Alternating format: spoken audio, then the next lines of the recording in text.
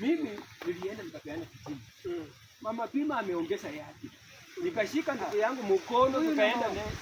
Mama Pima alipeana yake namba 1. Anaweka hapo tu buni kidogo. Injection iko ndani hata imepotelea kwa mifupa ndugu yangu. Si nilikwambia juzi.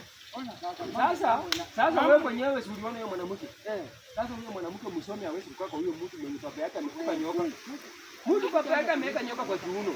Nyoka kwa kiuno. Akiye amuke akilisha nyoka bwana. Bwana, hiyo kimeifana bwana. Niko naleta nyinyi pamoja kwa maombi. Na vunje pepo ya nyoka hiyo. Ikupe saa hii. Mimi ninaona tutapaswa hiyo mvunje wewe. Mrembo kwa mwanamke ya town. Lakini chuma hakikisha mwanamke na mnyang'anyi. Chuma tunatuma yeye tunaharibu. Unaona mjinga mwenyewe ndio huyo. Akiarika napita kaje. Unawekea nani mikono kwa mfuko bwana? Hata kama bibi yako ako na gari. Gari ni yako, sio yetu.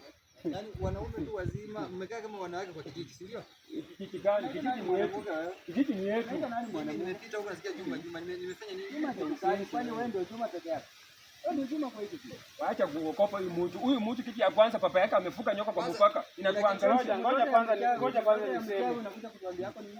Nyinyi mmeshindwa kitu ya kufanya. Mke mwema kazi ya kufanya. Biblia inasema mke mwema anatoka kwa Bwana. Sasa hii yako ya kuita na madawa hii.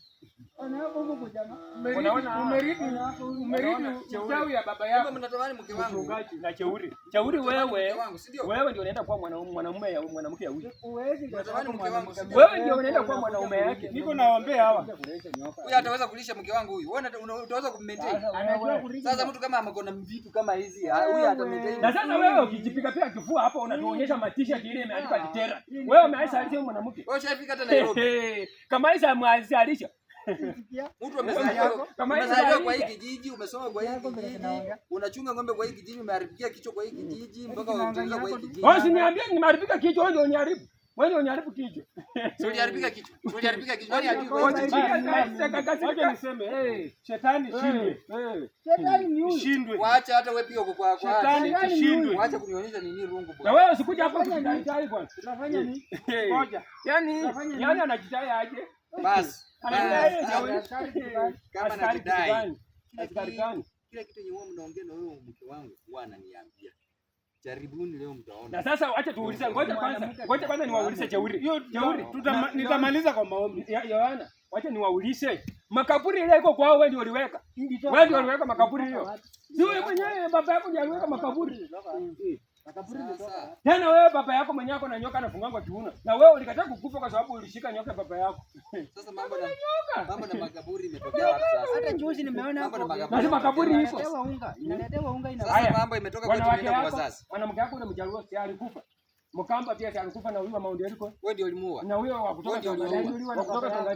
Aliuliwa na baba yako. Hata ni nini atujui? Sasa ameleta nyoka uchi. Ameleta remote ya rangi ya pesa pia anataka kuua.